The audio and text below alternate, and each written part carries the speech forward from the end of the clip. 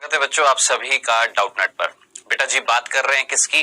मानव जनन की, जिसमें हम पढ़ रहे थे पुरुष जनन तंत्र, जिसमें हमने बात करी थी वृषण की पिछले लेक्चर में। ठीक है, आज भी उसी को ही कंटिन्यू करेंगे, वृषण की आंतरिक संरचना के बारे में बात करेंगे। ठीक है, चलें आगे। आइए बेटा जी, तो आज भी हम बात करने वाले हैं वही क्या, पुरुष जनन तंत्र। क्विज देखेंगे और लास्ट में दूंगा आपको होमवर्क। आइए बात करते हैं किसके बेटा जी, यहाँ पर पुरुष जनन तंत्र में किसकी बेटा? वृषण की। याद है आपको पिछले लेक्चर में मैंने वृषण से संबंधित कई सारी चीजें बताई थी। इस वृषण से संबंधित अगर आपको याद आ रही है, याद है वृषण बाहर थे, शरीर से बाहर थे, एक आवरण में थे, क्यों थे, कब आए, कौन लेकर आया, अगर नहीं आएंगे तो परिस्थिति क्या कहलाएगी, उस परिस्थिति में शुक्राणु का निर्माण होगा या नहीं होगा, वो नर बंधे होगा या नहीं होगा, अगर वृषण का संक्रमण हो जाता है तो इस परिस्थिति में वृषण को शरीर से बाहर निकाल दिया जाएगा, तो वो कंडीशन क्या कहलाती है, ये बताई थी मैंने आपको बताया था कौन सा जीव है जिसके अंदर वृषण शरीर के अंदर ही रहते हैं, बाहर नहीं आते हैं, ये भी बताया था। वो कौन सा जीव है जो जनन के समय जिसके वृषण आएंगे शरीर से बाहर, जब जनन हो जाएगा वापस चले जाएंगे अंदर, ये मैंने आपको बताया था। फिर मैंने आपको थोड़ी सी चीज, मामूली सी चीज बताई थी कि ये जो वृषण जो होते हैं ये अंदर से पालियों में बटे होते हैं। प्रत्येक पाली को हमने क्या नाम दिया था, अगर आपको याद आ रहा है तो वृषण पालिका। याद आ रहा है क्या नाम दिया था बेटा जी? वृषण पालिका। ठीक है, बोला था ना ये वृषण पालिका है। ऐसी लगभग कितनी वृषण पालिका मिल रही है प्रत्येक वृषण में? एक दो वृषण है ना, प्रत्येक वृषण में कितनी मिल रही थी? हमने बोला था 250 से 300 क्या मिल रही हैं? वृषण पालिका। ठीक है, कंफ्यूजन तो नहीं था। इसको इंग्लिश में क्या बोला था? Testicular lobule.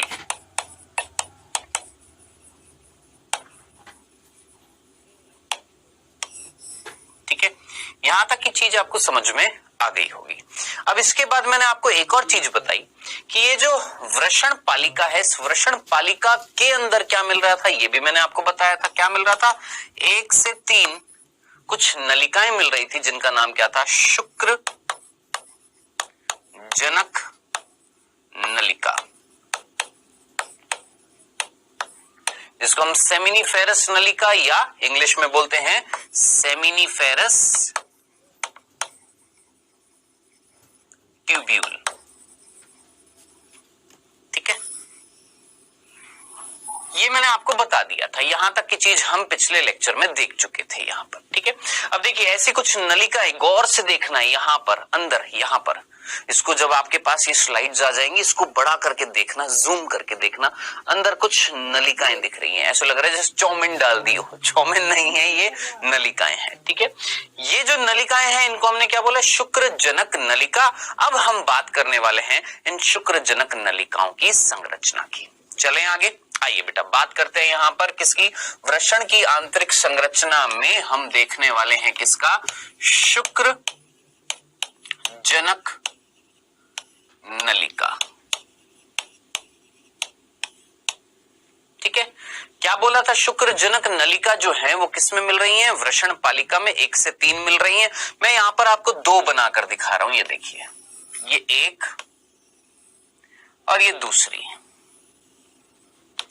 2 नलिकाएं सिंपल सी मैंने आपको दिखाई। ठीक है, अब ये नलिकाएं किनसे बनी हुई हैं? ध्यान से, आराम से, तसल्ली से समझने की कोशिश करिएगा। देखिए ये वृषण पालिका के अंदर जो ये शुक्र जनक नलिकाएं हैं,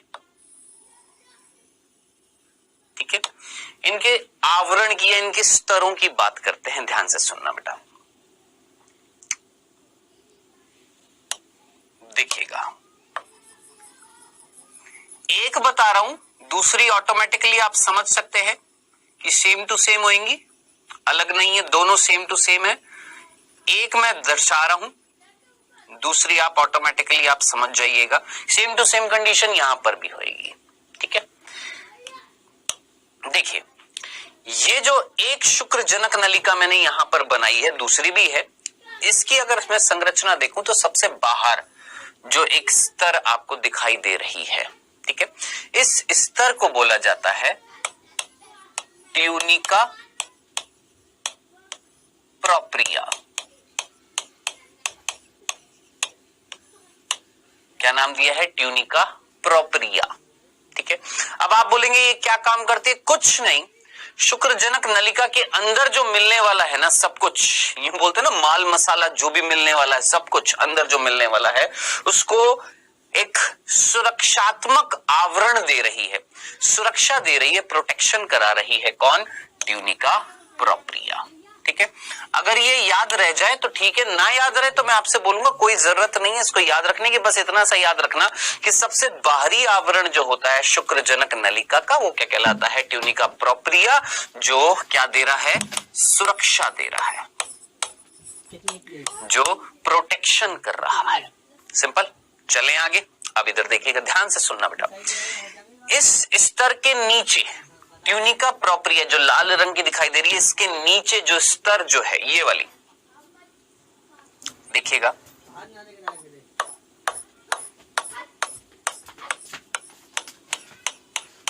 बेटा स्तर है तो किससे बनी हुई होगी? कोशिकाओं से। दिख रही है कोशिकाएं? ठीक है,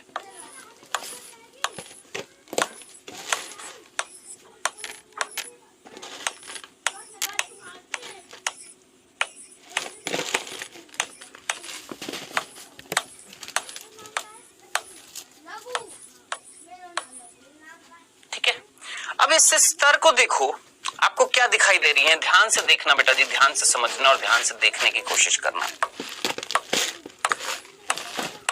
देखिए कुछ बड़ी कोशिकाएं आपको दिखाई दे रही होंगी,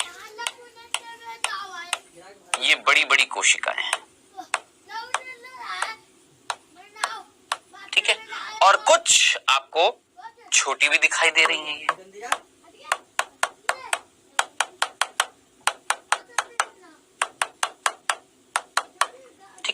बड़ी भी दिख रही हैं और छोटी भी दिख रही हैं। ठीक है, तो बेटा जी ये जो बड़ी कोशिकाएं हैं, ध्यान से सुनना, ये जो बड़ी बड़ी कोशिकाएं हैं और ये जो छोटी छोटी कोशिकाएं, इनका नाम क्या है? ध्यान से सुनना बेटा, ये जो छोटी कोशिकाएं हैं, छोटी कोशिकाएं हैं, इन छोटी कोशिकाओं को हम बोलते हैं नर जर्म कोशिका। सिंपल। क्या नाम दिया है? नर जर्म कोशिका। ठीक है, इसको हम इंग्लिश में क्या बोलते हैं? मैं देखिए साथ साथ इंग्लिश के वर्ड भी बताता रहता हूं ताकि कोई कंफ्यूजन ना रहे। इनको हम इंग्लिश में क्या बोलते हैं? याद रखना, मेल जर्म सेल।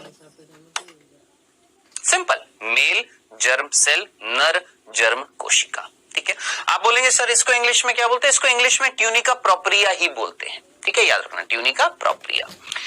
चलिए जी, ये छोटी कोशिकाएं जो हैं उनको हमने क्या बोला है? नर जर्म कोशिका। अब आप बोलेंगे सर ये जो बड़ी बड़ी कोशिकाएं हैं इनको क्या बोलते हैं? तो बेटा जी ये जो बड़ी कोशिकाएं हैं ना, ये वाली, ये इन बड़ी कोशिकाओं को बोलते हैं, याद रखना, सर्टोली।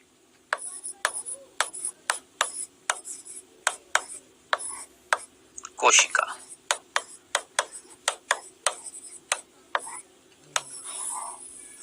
इंग्लिश में सेम, सर्टोली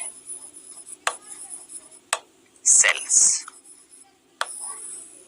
ठीक है, इंग्लिश में सर्टोली सेल्स, इंग्लिश में सर्टोली कोशिका। ठीक है, अब आप मुझे सोच समझकर मुझे बताइएगा, देखकर मुझे बताइएगा, क्या मैं ये बोल सकता हूं? ध्यान से सुनना, ध्यान से सुनना, ध्यान से सुनना, समझने की बात है, इंपॉर्टेंट चीज है। क्या मैं ये बोल सकता हूं? अच्छा एक और चीज, एक और चीज, ये दोनों कोशिकाएं जो हैं बेटा, कौन कौन सी? नर जर्म कोशिकाएं छोटी छोटी, और बड़ी बड़ी कौन? सर्टोली कोशिकाएं। ये दोनों कोशिकाएं मिलकर जो स्तर बना रही है, ये पूरी स्तर जो है, एक स्तर जिसमें दो प्रकार की कोशिकाएं मिल रही हैं, छोटी भी और बड़ी भी। ये स्तर, ये लेयर जो है वो क्या कहलाती है? जर्म उपकला, जर्मिनल एपिथेलियम। ठीक है, अब आगे बढ़ने से पहले मैं बार बार दोहराऊंगा ताकि वो चीज फिक्स हो जाए दिमाग में। फिर से सुनना, देखिएगा, ये है एक शुक्रजनक नलिका जिसका एक बाहरी आवरण था जिसका नाम है ट्यूनिका प्रोपरिया, जो अंदर की जो कोशिकाएं हैं उनको सुरक्षा दे रहा था। खत्म, ये वाला। फिर अंदर क्या मिल रहा था, हमने बोला, ध्यान से सुनना, अंदर क्या मिल रहा, हमने बोला अंदर एक लेयर मिल रही है, एक स्तर मिल रही है जिसका नाम है जर्म उपकला। बेटा ये जर्म उपकला बनी होती है दो प्रकार की कोशिकाओं से, एक छोटी कोशिका और एक बड़ी कोशिका। एक छोटी कोशिका और एक बड़ी कोशिका। जो छोटी कोशिकाएं हैं उनका नाम है नर जर्म कोशिका और जो बड़ी हैं उनका नाम है सर्टोली कोशिका। अब मेरा प्रश्न जो है आपके सामने, मतलब एक प्रश्न मैं आपसे पूछना चाहता हूं, सोच समझकर मुझे आंसर दीजिएगा। क्या मैं बोल सकता हूं कि सर्टोली कोशिका जो है, ध्यान से सुनना, ये जो सर्टोली कोशिकाएं हैं क्या ये जर्म उपकला के आधार पर मिल रही हैं या नहीं मिल रही हैं? सोच समझकर मुझे बताना। क्या मैं बोल सकता हूं? सोचिएगा। आधार का मतलब क्या होता है, समझ में आता है ना, बेस। ठीक है, अब जरा सोचिए, आपको इस जर्म उपकला में जो दो प्रकार की कोशिकाएं थी, इनमें से कौन सी कोशिका आधार पर दिख रही है, नीचे की तरफ दिख रही है? नीचे मतलब इसके नीचे ये है या नहीं है? जर्म कोशिकाओं के नीचे ये है या नहीं है? जर्म कोशिकाओं के नीचे कौन है? सर्टोली कोशिकाएं। तो बड़ी कोशिका कौन सी है? सर्टोली कोशिका, जो कहां मिल रही है? आधार पर मिल रही है, किसके? जर्म उपकला के। तो ये बिंदु आपने याद रखना है, क्या बेटा जी, कि जर्म उपकला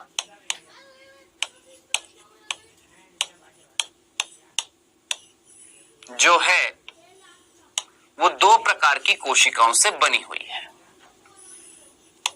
ठीक है, एक है सर्टोली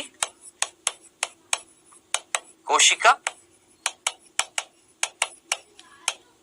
और एक है नर जर्म कोशिका। सिंपल सा अंतर याद रखना है दोनों में, क्या कि सर्टोली कोशिका जो है आकार में कैसी है? बड़ी है। ठीक है, जबकि ये आकार में कैसी है? छोटी है। पहला डिफरेंस। दूसरा, ये कहां पर मिल रही हैं? आधार पर मिल रही हैं।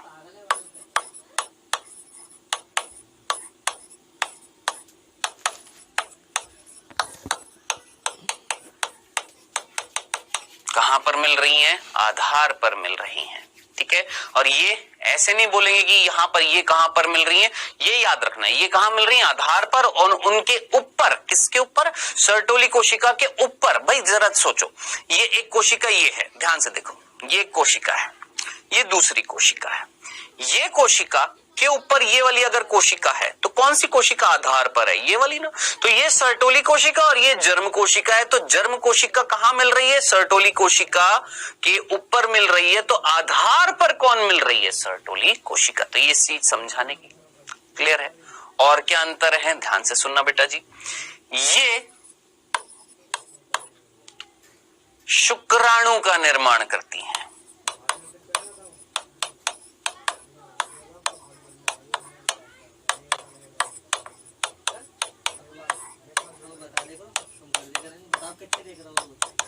ध्यान से सुनना, आपसे कोई पूछे कि भैया हम ये बोल रहे हैं कि वृषण जो है ये हमारे लैंगिक अंग है नरों में, जिनके अंदर निर्माण होएगा शुक्राणु का। कौन कर रहा है शुक्राणु का निर्माण? कहां हो रहा है शुक्राणु का निर्माण? तो आपने याद रखना है, शुक्राणु का निर्माण ये नर जर्म कोशिकाएं जो हैं, ये कोशिकाएं जो हैं, ये छोटी छोटी कोशिकाएं जो हैं, यही वो कोशिकाएं जो आगे चलकर क्या बनाएंगे बेटा जी? नर युग्मक यानी शुक्राणु।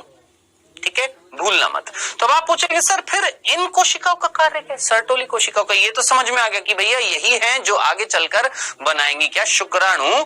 तो ये क्या करेंगे? अब इधर देखना, ध्यान से देखना। मान लो ये वाली कोशिका है, ध्यान से देखना बेटा, ये कोशिका, इसमें से इन कोशिकाओं ने बना दिया शुक्राणु। देखिएगा, मान लेते हैं बना दिया शुक्राणु, ये लो,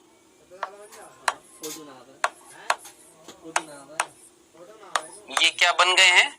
शुक्राणु बन गए हैं। ठीक है, किसने बनाए? सोचो किसने बनाए? इन कोशिकाओं ने, छोटी छोटी नर जर्म कोशिका ने क्या बना दिया? शुक्राणु बना दिया ना। अब आप मुझे बताना, सोच समझकर मुझे बताना एक सिंपल सी बात, हर किसी कोशिका को चाहिए क्या? पोषण, जिंदा रहने के लिए चाहिए कि नहीं चाहिए? चाहिए ना। क्या? पोषण, खाना चाहिए ना। न्यूट्रिशन इंग्लिश में बोलेंगे, हिंदी में बोलेंगे पोषण चाहिए ना। अब साहब पोषण कौन देगा, इन शुक्राणुओं को पोषण कौन देगा? तो इधर देखिएगा, क्या आपको देखना, ये तो मैंने शुक्राणु दिखा दिए, क्या आपको शुक्राणु किसके अंदर धसे हुए दिखाई दे रहे हैं? अब किसके अंदर घुस गए हैं? आप बोलेंगे सर पहले तो आपने इन कोशिकाओं से ये शुक्राणु बनाए और फिर इन शुक्राणुओं को आपने डाल दिया है किसके अंदर? हमने बोला किसके अंदर डाल दिया है, जरा सोचिए। ये शुक्राणु किसके अंदर घुस गए हैं? सर्टोली कोशिका के अंदर घुस गए हैं और वहां से क्या लेंगे? पोषण लेंगे। इट मींस सर्टोली कोशिका का कार्य क्या होता है? तो याद रखना, पोषण लेंगे। इट मींस सर्टोली कोशिका का कार्य क्या होता है? तो याद रखना, इनका कार्य क्या है? पोषण देना। किसको पोषण देना? किसको न्यूट्रिशन दे रहे हैं? किसको खाना दे रहे हैं? किसको पोषण दे रहे हैं? तो ये जो शुक्राणु जो बने हैं, जो शुक्राणु बने हैं, उन शुक्राणुओं को पोषण देती हैं कौन बेटा जी? ये कौन? सर्टोली कोशिका। आई होप ये चीज समझ में आ गई होगी। तो अब आप मुझे बताएं, एक बार वापस से रिपीट करूं या क्लियर है? सिंपल सा है, फिर से सुन लीजिए, वापस से सुन लीजिए, बार बार दोहराऊंगा ताकि वो चीज बिल्कुल कट टू कट दिमाग में फिक्स्ड हो जाए। हम बात कर रहे थे वृषण की। वृषण की आंतरिक संरचना देखिए, हमने देखा कि वृषण जो है कई सारे भागों में बटा हुआ है। प्रत्येक भाग क्या कहला रहा था? वृषण पालिका। एक पालिका के अंदर कितनी पालिका? 250 से 300 क्या थी? वृषण पालिका थी। एक पालिका के अंदर 1 से 3 क्या थी? शुक्रजनक नलिका। हमने यहाँ पर 2 शुक्रजनक नलिका दिखाने की कोशिश करी है, समझाई मैंने एक है, दूसरी सेम टू सेम इसके जैसी होगी। साहब इस शुक्रजनक नलिका का एक बाहरी आवरण मिल रहा है जो सुरक्षा दे रहा है आंतरिक संरचनाओं को। बाहरी जो आवरण था क्या नाम था? ट्यूनिका प्रोपरिया था, जो सुरक्षा दे रहा था अंदर की चीजों को। अब इस ट्यूनिका प्रोपरिया के नीचे क्या मिल रही है? जर्म उपकला। ये जर्म उपकला 2 प्रकार की कोशिका से बनी हुई थी, छोटी छोटी बड़ी बड़ी। जो बड़ी बड़ी है वो है सर्टोली कोशिका, जो छोटी छोटी है नर जर्म कोशिका। ये सर्टोली कोशिका कहां मिल रही है? आधार पर मिल रही है और उनके ऊपर टिकी हुई है। इन सर्टोली कोशिकाओं के ऊपर टिकी हुई है। कौन टिकी हुई है? नर जर्म कोशिका। यही वो नर जर्म कोशिका जो आगे जाकर क्या बनाएंगी? शुक्राणु। जब ये शुक्राणु बना देगी तो वो शुक्राणु घुस जाएंगे किसके अंदर? सर्टोली कोशिका, और घुस कर क्या ले लेंगे? पोषण ले लेंगे। बताएं, इतनी सी बात समझ में आ गई? कंफ्यूजन तो नहीं था? अभी पूरा नहीं हुआ, अभी आगे देखिए। अब देखिए ये दोनों शुक्रजनक नलिकाएं आपको दिखाई दे रही हैं, सेम टू सेम यहां पर भी होगी। अब आप मुझे बताएं, 2 शुक्रजनक नलिकाओं के बीच में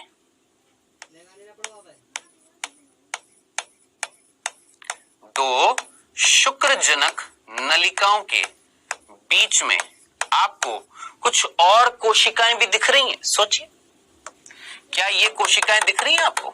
आप बोलेंगे हाँ सर ये भी तो कोशिकाएं हैं। बताएं बच्चों, ये कोशिकाएं किसके बीच में मिल रही हैं? आप बोलेंगे सर ये कोशिकाएं जो हैं ये मिल रही हैं किसके बीच में? शुक्रजनक नलिकाओं के बीच में मिल रही हैं। बच्चों बहुत इंपॉर्टेंट कोशिकाएं हैं ये, जो इन 2 शुक्रजनक नलिकाओं के बीच में मिलती हैं। याद रखना, इन्हें हम बोलते हैं, इनके 2 नाम हैं, याद रखना, इन्हें हम बोलते हैं लीडिग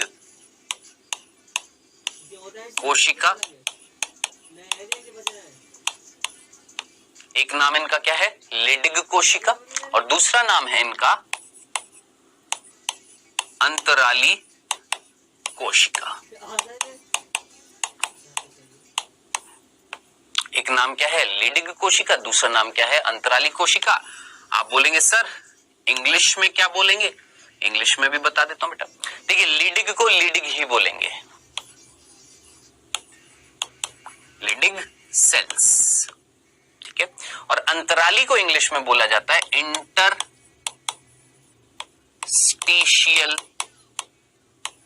सेल्स, ठीक है।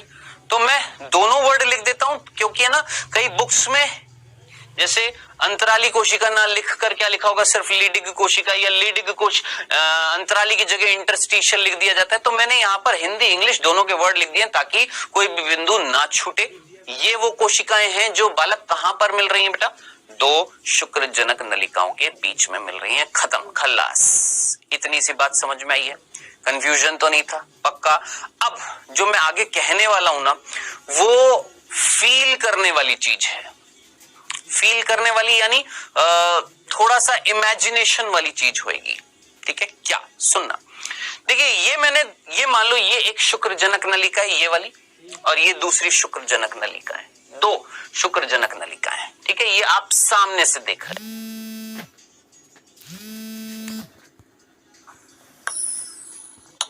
यूं काटूंगा, यूं, और काटने के बाद इन दोनों को ध्यान से सुनना, इन दोनों, ये दोनों शुक्रजनक नलिकाओं को जब मैं काटूंगा, काट दिया, और काटने के बाद जब मैं आपकी तरफ दिखाऊंगा, तो अब आप मुझे बताएं ये कैसी दिखाई देंगी। सोचिए, ये जब मैं काटूंगा तो कैसी दिखाई देंगी, देखना, कुछ इस तरीके से दिखाई देंगी।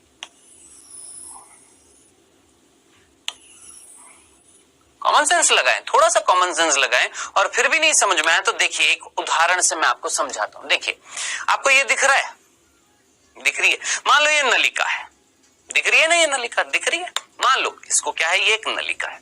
जब मैंने इसको काटा, काटने के बाद आपकी तरफ किया, कैसी दिख रही है? सामने से गोल दिखेगी या नहीं दिखेगी? बस यही चीज समझाने की कोशिश कर रहा हूं। तो मेरे ख्याल से ये चीज समझ में आ गई होगी कि जब मैं ऐसे काटूंगा और काटने के बाद आपकी तरफ सामने रखूंगा तो कैसी दिखाई देगी? ये गोल, ये भी गोल दिखाई देगी। और इन गोल गोल के बीच में क्या दिखाई देंगी? जरा सोच समझ कर मुझे बताएं, कौन सी कोशिकाएं होंगी?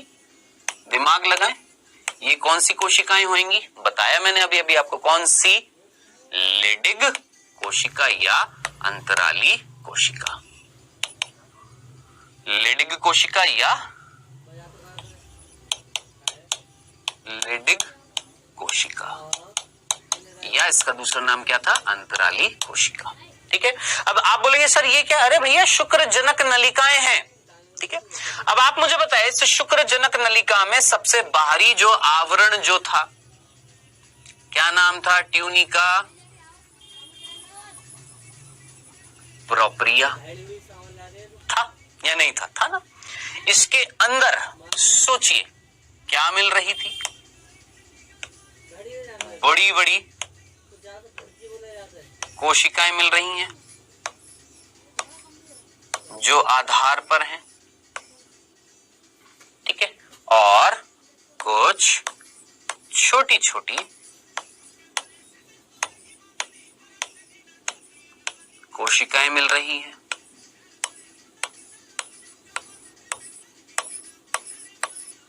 ठीक है, अब आप जरा सोचिए, ये जो बड़ी छोटी छोटी कोशिकाएं थी, इन छोटी छोटी कोशिकाओं को हमने क्या नाम दिया बेटा? ये जो छोटी छोटी कोशिकाएं, जरा सोचिए, ये छोटी छोटी कोशिकाओं को हमने नाम दिया था क्या? नर जर्म कोशिका। याद आ रहा है? और ये जो बड़ी बड़ी कोशिकाएं थी जो आधार पर मिल रही थी, इनको हमने क्या नाम दिया था? सर्टोली कोशिका। ठीक है, अब आपको ये भी याद आ रहा है कि यही नर जर्म कोशिकाएं जो हैं, ये आगे चलकर किसका निर्माण करती हैं? शुक्राणु का। बना दिया शुक्राणु, और ये शुक्राणु धस जाते हैं। किसके अंदर धस जाएंगे? सोच समझकर मुझे बताएं। ये धस जाएंगे किसके अंदर? किसके अंदर घुस गए हैं? जरा सोचिए, ये सर्टोली कोशिका के अंदर घुस जाएंगे और वहां से ले लेंगे पोषण। ठीक है, तो मेरे ख्याल से कंफ्यूजन नहीं होगा। आई होप मीनिंग समझ में आ गया होगा कि ये कोशिका आगे चलकर इस तरीके से शुक्राणु बनाएंगी। कौन? नर जर्म कोशिका। और ये नर जर्म कोशिका से जो शुक्राणु बनेंगे, सर्टोली कोशिका में घुस जाएंगे और क्या ले लेंगे? पोषण ले लेंगे। अब ये जो चीज समझाई है ना, इसको बुक्स में, हमारी बुक्स में किस डायग्राम से दे रखा है वो भी मैं आपको दिखा देता हूं कुछ इस तरीके से। देखिए, यही चीज मैंने यहां पर समझाने की कोशिश करी थी। ये देखिए, ये एक पालिका है, सॉरी, ये एक शुक्रजनक नलिका है, ये पूरी। ठीक है, चाहे आप आपके पास बुक्स होंगी ना, उसमें भी देखिएगा, ये शुक्रजनक नलिका है। उस शुक्रजनक नलिका के आधार पर, यानी देखिएगा, ध्यान से देखना बेटा, इस शुक्रजनक नलिका के आधार पर, ये आधार,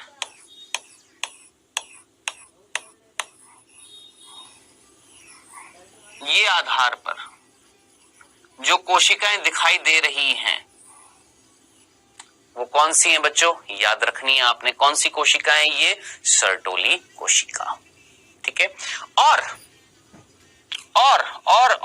देखिए, ये कुछ कोशिकाएं, ये कुछ कोशिकाएं, ये कुछ कोशिकाएं, कुछ कोशिकाएं, कुछ कोशिकाएं, कुछ कोशिकाएं, ये कौन सी कोशिकाएं हैं, नर जर्म कोशिकाएं हैं।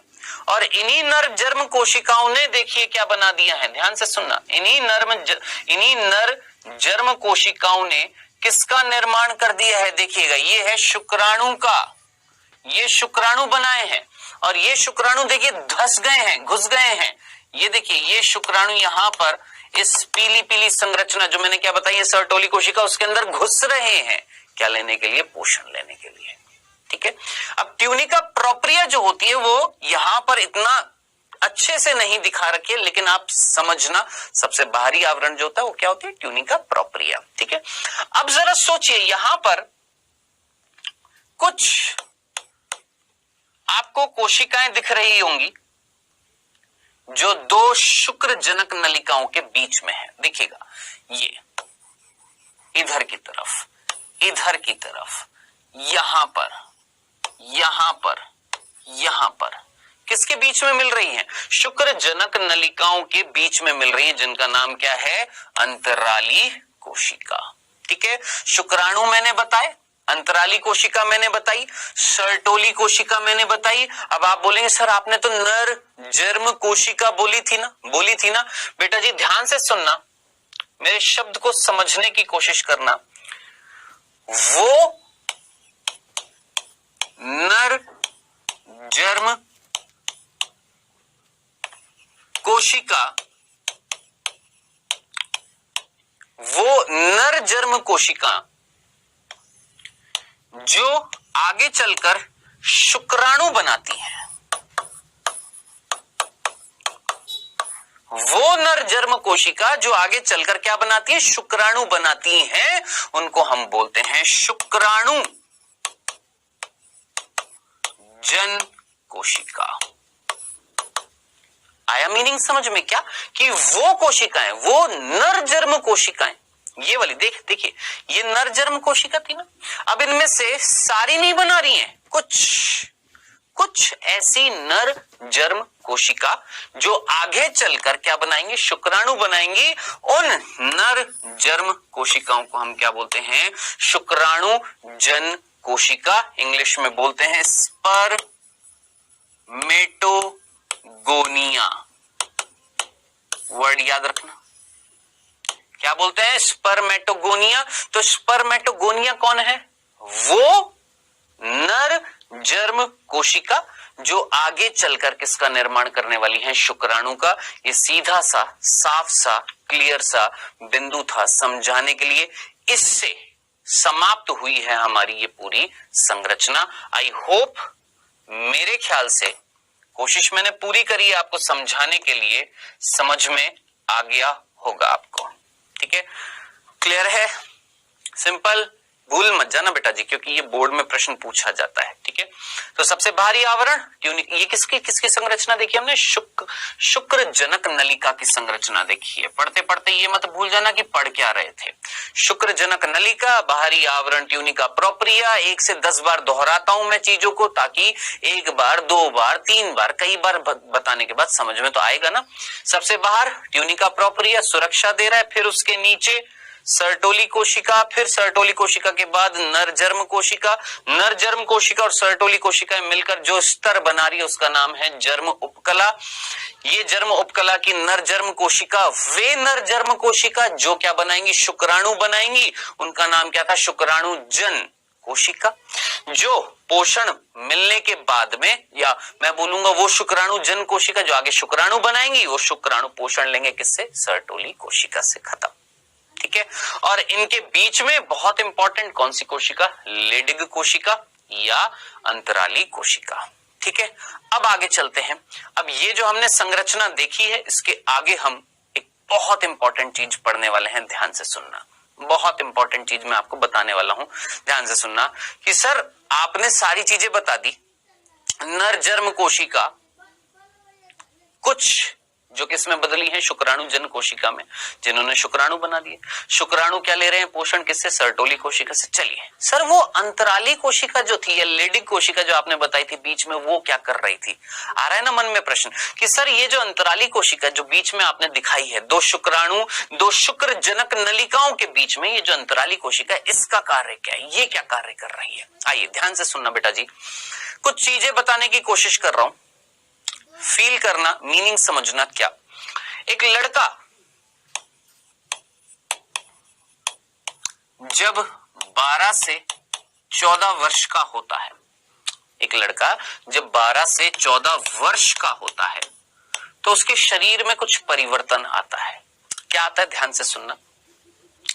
हमारा मस्तिष्क होता है ना, मस्तिष्क, हमारे मस्तिष्क का एक भाग होता है। देखिए कई सारे भाग होते हैं हमारे मस्तिष्क के, अग्र मस्तिष्क, मध्य मस्तिष्क, पश्चिम मस्तिष्क। अग्र मस्तिष्क में भी कई भाग होते हैं, सेरिब्रम, डायंसिफेलॉन, हाइपोथैलेमस, एपिथैलेमस, थैलेमस। मध्य मस्तिष्क होता है क्रूरा सेरिब्राई, कॉर्पोरा क्वाड्रिजेमिना।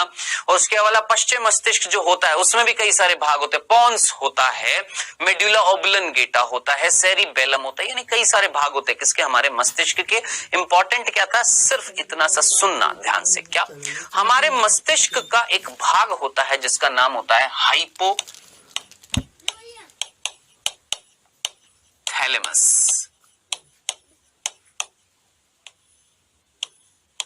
ठीक है, हमारे मस्तिष्क का एक भाग है कौन, हाइपोथैलेमस। ध्यान से देखना, ये मान लेते हैं हाइपोथैलेमस है, ये वाला, ये कौन है बेटा, हाइपोथैलेमस। ठीक है, और इस आप बोलेंगे सर इस हाइपोथैलेमस से ये घंटी सी क्या लटका रखी है? बेटा इस हाइपोथैलेमस से ये एक ग्रंथि जुड़ी रहती है, इतनी बड़ी नहीं होती, सिर्फ समझाने के लिए। हाइपोथैलेमस से ग्रंथि जुड़ी हुई है जिसका नाम है पीयूष ग्रंथि। कौन सी ग्रंथि है बेटा जी, पीयूष ग्रंथि। ठीक है, ये पीयूष ग्रंथि जो होती है इसके दो भाग होते हैं, ध्यान से देखना। ये पीयूष ग्रंथि के दो भाग हैं, ये वाला भाग और ये वाला भाग। ये वाला भाग जो होता है इसे हम बोलते हैं अग्र पीयूष ग्रंथि, और इसके पीछे वाला जो भाग होता है इसे हम बोलते हैं पश्चे पीयूष ग्रंथि। अब देखने से आपको इतना तो पता लग रहा होगा कि कौन सा भाग सीधा जुड़ा हुआ है हाइपोथैलेमस से। देखकर मुझे बताएं, इनमें से कौन सा भाग सीधा जुड़ा हुआ है हाइपोथैलेमस से? आप बोलेंगे सर पश्चे पीयूष ग्रंथि जो है वो सीधी जुड़ी हुई है हाइपोथैलेमस से, अग्र नहीं जुड़ी हुई है। मैं बोलूंगा चलो जी ठीक है, इतनी सी बात समझ में आ गई ना, पीयूष ग्रंथि जुड़ी हुई है किससे, हाइपोथैलेमस से। ठीक है, अब मैंने बोला एक लड़का जैसे ही 12 से 14 वर्ष का होता है, मैं जैसे ही 12 से 14 वर्ष का हुआ, या जो लड़के इस लेक्चर को देख रहे हैं ध्यान से सुनना, जैसे ही आप 12 से 14 वर्ष के हुए तो हमारे मस्तिष्क का एक भाग हाइपोथैलेमस, इससे एक हार्मोन निकला। क्या निकला यहां से, हाइपोथैलेमस से एक हार्मोन निकला जिसका नाम है GnRH। क्या निकला बेटा, GnRH। ठीक है, अब आप बोलेंगे सर GnRH इसकी फुल फॉर्म बता दो। लो जी, GnRH की फुल फॉर्म बता देता हूं। GnRH जो होता है इसको इंग्लिश में बोलते हैं गोनाडोट्रोपिन स्रावी हार्मोन। ठीक है, अब बात आ रही है, स्त्रावी का मतलब तो होता है किसी चीज का स्त्रावण करना। ठीक है, ये गोनेडो वर्ड का मतलब क्या होता है, तो याद रखना गोनेडो वर्ड किससे आया है, गोनेड से। अब आप बोलेंगे गोनेड क्या होते हैं, तो याद रखना लैंगिक अंग जो युग्मक उत्पन्न करते हैं।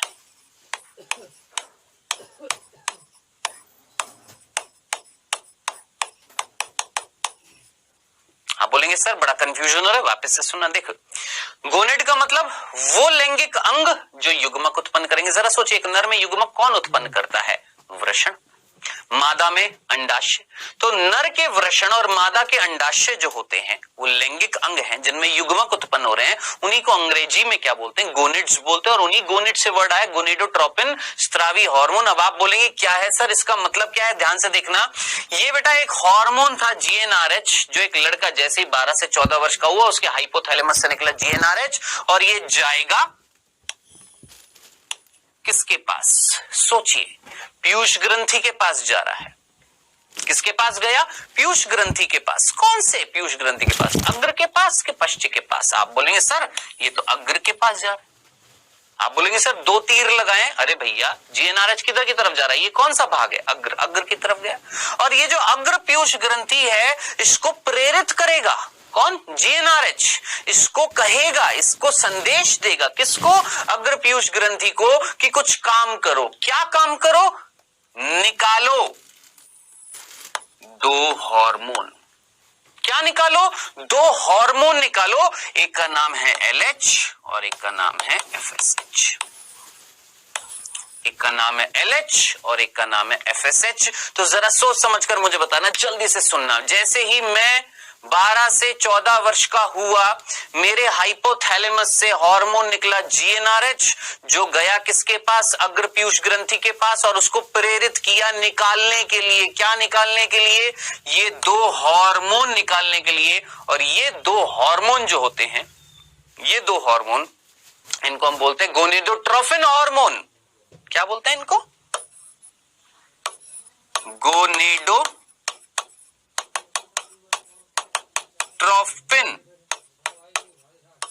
हार्मोन। अब जरा सोचिए इसकी फुल फॉर्म क्या थी? जीएनआरएच की क्या थी? गोनेडोट्रोफिन स्त्रावी हार्मोन, यानी एक ऐसा हार्मोन जो गोनेडोट्रोफिन को अग्र पीयूष ग्रंथि से स्त्रावित करवाएगा। आया समझ में? एक हाइपोथैलेमस से एक हार्मोन निकला जीएनआरएच, जो क्या कर रहा था? अग्र पीयूष ग्रंथि से 2 हार्मोन, जो कौन है? गोनेडोट्रोफिन है, इनको स्त्रावित करा रहा है, इसलिए इसका नाम क्या है? जीएनआरएच। अब फाइनली अग्र पीयूष ग्रंथि से ये 2 हार्मोन निकल गए, कौन? एलएच और एफएसएच। अब आप बोलेंगे सर एलएच की फुल फॉर्म याद रखना,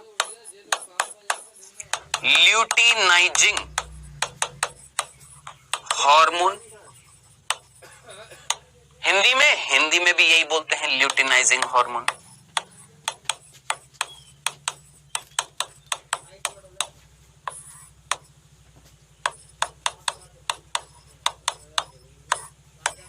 ठीक है। और दूसरा कौन है? एफएसएच। इंग्लिश में इसको बोलते हैं, याद रखना, फॉलिकल स्टिमुलेटिंग हार्मोन। हिंदी में इसको बोलते हैं बेटा जी, याद रखना, पुट्टिका प्रेरक हार्मोन। ठीक है। तो ये 2 हार्मोन निकले, कौन से? एलएच और एफएसएच। ठीक है। अब जरा सोचिए, मैंने एलएच और एफएसएच को क्या बोला? गोनेडोट्रोफिन हार्मोन, यानी ये वो हार्मोन है जो गोनेड्स में जाएंगे। कहां पर जाएंगे? गोनेड्स में। और जरा सोचिए, गोनेड्स क्या थे? लैंगिक अंग थे, जो क्या उत्पन्न करेंगे? युग्मक उत्पन्न करेंगे। अब जरा सोचिए, एक नर के अंदर गोनेड्स कौन है? वृषण है, यानी ये दोनों जाएंगे किसमें? वृषण में।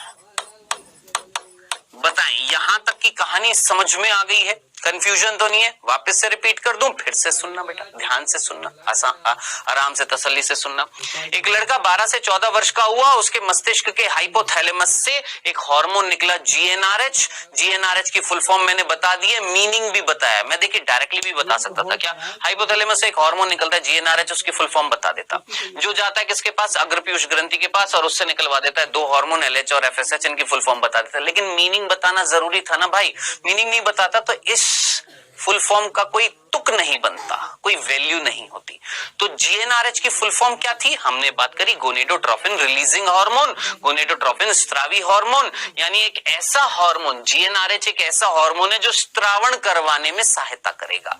किसका स्त्रावण कराने में? हमने सीधा बोला भैया गोनेडोट्रोफिन हार्मोन का स्त्रावण कराने में। अब गोनेडोट्रोफिन हार्मोन कौन थे? एलएच और एफएसएच, जो कहां पर थे? इस अग्रपीयूष ग्रंथि में थे। तो यहां से निकला जीएनआरएच, अग्रपीयूष ग्रंथि को प्रेरित किया, उसको स्टिमुलेट किया, उसको संदेश दिया, किसको? अग्रपीयूष ग्रंथि को निकालो, गोनेडोट्रोफिन हार्मोन निकालो। मैं आया हूं, कौन आया हूं? गोनेडोट्रोफिन स्त्रावी हार्मोन में आया हूं, एक संदेश तुम्हें दे रहा हूं, अग्रपीयूष ग्रंथि निकालो गोनेडोट्रोफिन। कौन से गोनेडोट्रोफिन? एलएच और एफएसएच, जो जाएंगे किसमें? गोनेड्स में जाएंगे, इसलिए इनका नाम क्या है? Gonadotrophin hormone. कौन? एलएच और एफएसएच। किसमें जाएंगे? वृषण में जाएंगे, किसमें? नर में। अब साहब एलएच की फुल फॉर्म बता दी, एफएसएच की फुल फॉर्म बता दी। फाइनली अब आप पूछेंगे सर एलएच क्या कार्य करेगा? सर एफएसएच क्या कार्य करेगा? पूछेंगे ना सर ये एलएच क्या कार्य करता है, एफएसएच क्या कार्य करता है? जल्दी से ध्यान से सुनना बेटा। ये एलएच जाएगा, किसमें जा रहे हैं? जरा सोचिए, दोनों के दोनों किसमें जा रहे हैं? वृषण में जा रहे हैं ना। सोचिए, वृषण में, वृषण पालिका में शुक्रजनक नलिकाएं थी, दो शुक्रजनक नलिकाओं के बीच में कौन मिल रही थी? लीडिग कोशिका थी ना, जिसका दूसरा नाम अंतराली कोशिका थी। ये एलएच आया, ध्यान से देखना, ये एलएच आएगा इन लिडिग कोशिकाओं के पास। ये लिडिग कोशिकाओं के पास कौन आएगा? एलएच आया। एलएच ल्यूटिनाइजिंग हार्मोन आया किसके पास? भाई एलएच क्या था? ल्यूटिनाइजिंग हार्मोन, एक तरह का गोनेडोट्रोफिन था। किस में आएगा? गोनेड्स में आएगा। गोनेड्स कौन थे? वृषण थे। वृषण में शुक्रजनक नलिकाओं के बीच में कौन मिल रही थी? लिडिग कोशिका, उनके पास आया एलएच। यानी इसका जो टारगेट था, इसका जो लक्ष्य था, वो क्या थी? ये लिडिग कोशिका थी, इनके पास आया और आकर अब ये एलएच इनको, इन लिडिग कोशिकाओं को संदेश दे रहा है क्या? कि निकालो, निकालो। आप बोलेंगे क्या निकालो? इन लिडिग कोशिकाओं में भरा पड़ा है एक हार्मोन जिसका नाम है टेस्टोस्टेरोन। क्या नाम है बच्चों? टेस्टोस्टेरोन। अब आप मुझे बताएं, टेस्टोस्टेरोन जो होता है वो बेटा एक नर लैंगिक हार्मोन है, ठीक है। और नर लैंगिक हार्मोन को हम पुंजन या एंड्रोजन बोलते हैं। फिर से बोलूं, फिर से सुनना, क्या बोला मैंने? एलएच आया, लिडिग कोशिकाओं को स्टिमुलेट किया, प्रेरित किया, उनको बोला कि अपने अंदर जो आपने भर रखा है ना, क्या? एक हार्मोन, कौन सा? टेस्टोस्टेरोन, उसको निकालो। अब टेस्टोस्टेरोन किसने निकाला? लिडिग कोशिका ने। कब निकालेंगी? जब इन लिडिग कोशिकाओं को कौन प्रेरित करेगा? एलएच। ये लिडिग कोशिका ने निकाल दिया टेस्टोस्टेरोन। टेस्टोस्टेरोन क्या है? नर लैंगिक हार्मोन है, और नर लैंगिक हार्मोन्स को हम बोलते हैं क्या? पुंजन हार्मोन या एंड्रोजन। तो याद रखना, टेस्टोस्टेरोन एक प्रकार का कौन है? पुंजन हार्मोन। एक प्रकार का कौन है? एंड्रोजन है, ठीक है। तो नर लैंगिक हार्मोन बेटा बहुत सारे होते हैं, ध्यान से सुनना। मेरे अंदर बहुत सारे नर लैंगिक हार्मोन है, जिसमें सबसे इंपॉर्टेंट जो है, सबसे मेन जो है, सबसे मेन, देखिए नर लैंगिक हार्मोन को हमने क्या बोला? पुंजन या एंड्रोजन। मेरे अंदर पुंजन बहुत सारे हैं, मेरे अंदर एंड्रोजन बहुत सारे हैं, जिसमें से मेन पुंजन हार्मोन, मेन एंड्रोजन हार्मोन जो है उसका नाम है टेस्टोस्टेरोन। इसको यूं मानिए, जैसे एक पार्टी होती है ना, राजनीतिक पार्टी होती है, जैसे बीजेपी। उस बीजेपी में एक लीडर होता है या नहीं होता है? होता है ना, मेन लीडर है या नहीं है? ऐसे कांग्रेस में एक मेन लीडर है या नहीं है? मेन नेता है या नहीं है? तो पुंजन या एंड्रोजन क्या है? नर लैंगिक हार्मोन्स जो मेरे अंदर मिलेंगे, बहुत सारे होंगे, उन सभी हार्मोन्स को हम क्या बोलते हैं? पुंजन या एंड्रोजन, जिसका मेन नेता, मेन इंपॉर्टेंट कौन है? टेस्टोस्टेरोन है, ठीक है। तो टेस्टोस्टेरोन एक प्रकार का कौन है? पुंजन हार्मोन है, एक प्रकार का नर लैंगिक हार्मोन है, जो किसने निकाला? लिडिग कोशिका ने। अब आप बोलेंगे सर ये टेस्टोस्टेरोन क्या करेगा? देखिए बेटा, ये टेस्टोस्टेरोन के दो काम देख लीजिएगा। आप मुझे बताइए, एक लड़का जैसे 12 से 14 वर्ष का होता है, उसके शरीर में कुछ परिवर्तन आते हैं या नहीं आते हैं? क्या आते हैं? सोचिए, आवाज भारी हो जाती है, हुई थी या नहीं हुई थी? सोचिए, मेरी आवाज अभी भारी है, जब मैं छोटा था पतली थी, है ना, होता है ना।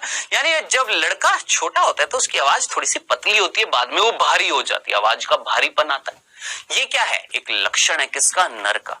दाढ़ी मूंछों का आना क्या है? एक लक्षण है किसका? नर का। ये लक्षण जो होते हैं इनको हम बोलते हैं द्वितीय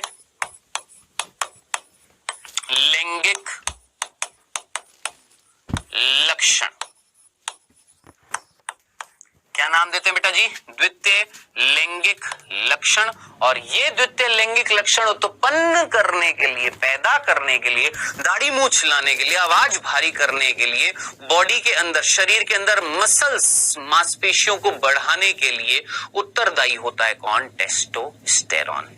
सिंपल, ये कार्य समझ में आ गया। दूसरा बेटा जी, यही वो टेस्टोस्टेरोन है जो शुक्र जनन, कितने बच्चे जिनको याद आ रहा है ये शब्द? शुक्र जनन, शुक्राणु के निर्माण की प्रक्रिया क्या कहलाती है? शुक्र जनन। इस शुक्र जनन को स्टार्ट कराएगा, प्रारंभ कराएगा कौन? टेस्टोस्टेरोन। तो थोड़ा सा कॉमन सेंस लगाएं और सोचिए। देखिए ये कोशिका, लेडी कोशिका, इन्होंने ये बाहर निकाल दिया, ये देखो ये निकाल दिया क्या? टेस्टोस्टेरोन।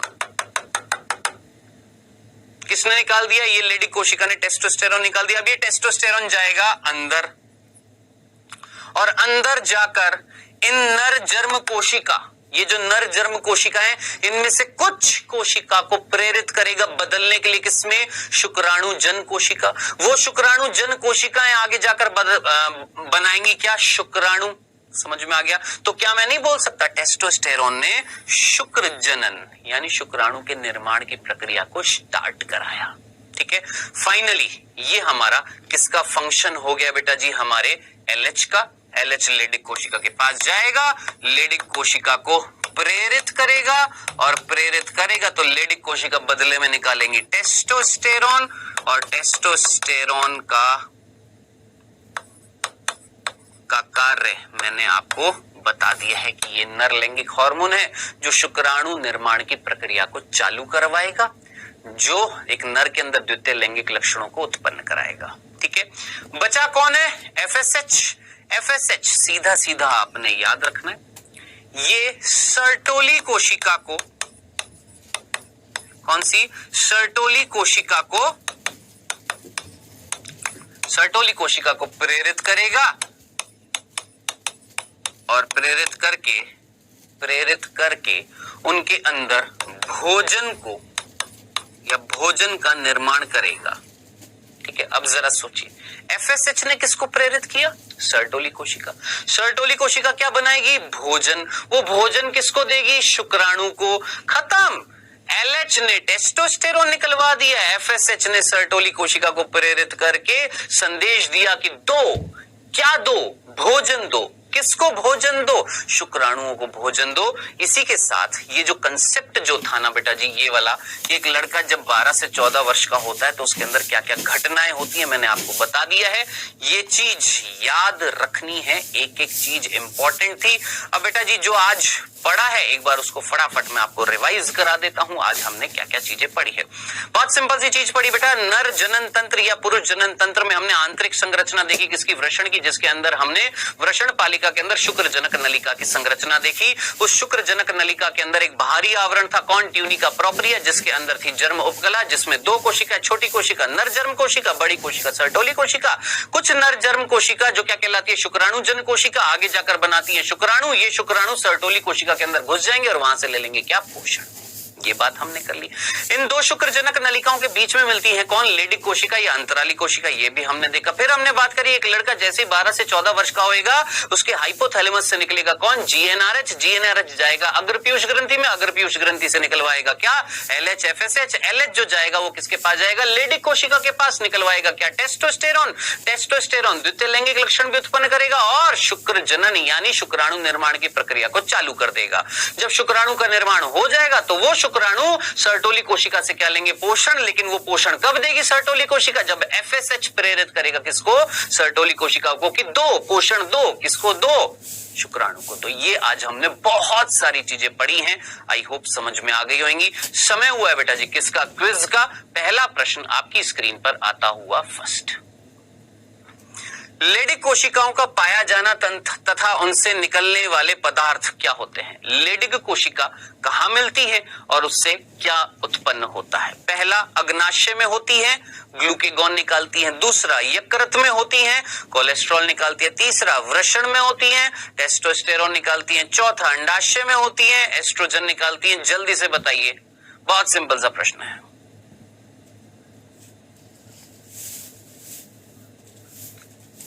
दूसरा प्रश्न बेटा जी, जरायुज जंतु कौन है? इनमें से कौन सा जंतु है जो जरायुज है? पक्षी है, कीट है, मेंढक है, मनुष्य है? कौन है जो शिशु को जन्म देते हैं?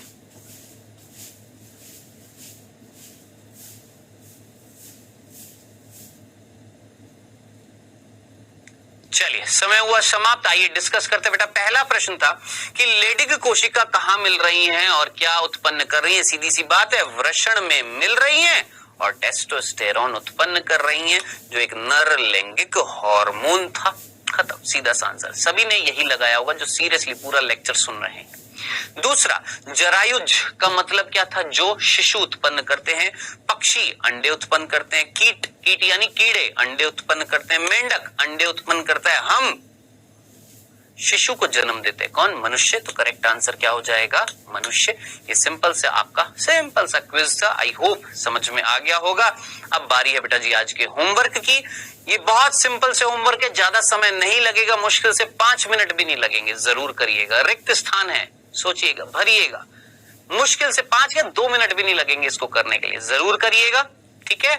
और हम नेक्स्ट क्लास में, अभी खत्म थोड़ा ना हुआ पुरुष जनन तंत्र, नेक्स्ट क्लास में मिलेंगे जिसमें हम बात करेंगे किसकी। जरा सोचिए, अब हमने नर जनन तंत्र के अंदर वृषण पूरा कंप्लीट कर लिया। अब बचा है क्या? सहायक नलिका, सहायक ग्रंथि और बाह्य जननेंद्रिय। वो पढ़ेंगे नेक्स्ट लेक्चर में। तो मिलेंगे बच्चों नेक्स्ट लेक्चर में और आगे पढ़ेंगे क्या? पुरुष जनन तंत्र। ओके देन, टाटा, बाय बाय, टेक केयर।